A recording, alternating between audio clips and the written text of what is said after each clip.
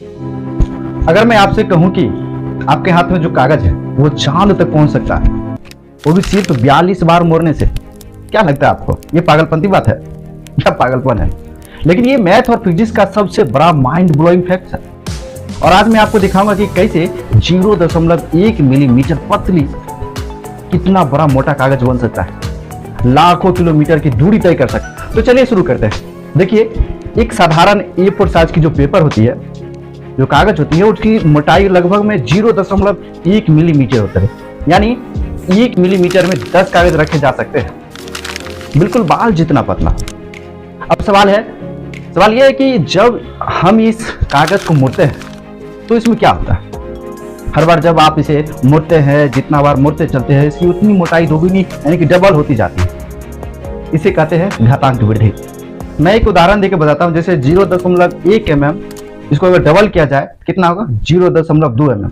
वैसे ही दूसरा मोड़ आएगा तो 0.2 mm को अगर डबल मोड़ा जाए तो 0.4 mm होगा। इसी प्रकार यह शुरुआत में तो धीमी लगती है, लेकिन जैसे जैसे मोड़ों की संख्या बढ़ती जाती है, शक्ति अचानक विस्फोट करती है। जरा सोचिए, सिर्फ 10 बार मोड़ने पर एक स्मार्टफोन की लंबाई के बराबर लगभग में हो जाती है। अगर इसी को 20 बार मोड़ा जाए तो मोटाई उसकी लगभग पहुंचेगी 10 मीटर के करीब। और ऐसे ही 30 बार मोड़ने पर लगभग में 10 किलोमीटर, यह वह ऊंचाई है जहां कमर्शियल हवाई जहाज उड़ते हैं। और जब हम पहुंचते हैं 42वें मोड़ पर तो यह संख्या कहां पहुंच जाती है? यह मोटाई होती है लगभग 4,40,000 किलोमीटर की दूरी पर। और हमें पता है कि चंद्रमा पृथ्वी से लगभग कितनी दूरी है? 3,84,000 किलोमीटर दूर है। यानी 42वें मोड़ पर आपका कागज चंद्रमा को भी पार कर चुका होता है। यह है गणित का जादू। एक छोटे से नंबर यानी कि 2 को बार बार गुणा करने पर असीमित शक्ति प्राप्त होती है।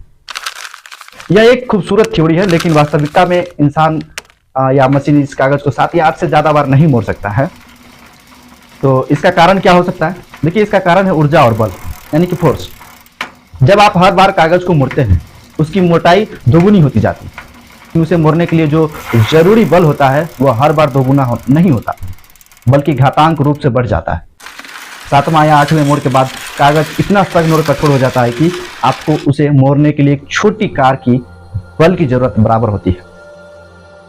यह कहानी सिर्फ कागज की नहीं है, यह कहानी है घातांक वृद्धि की, उनके नियम की।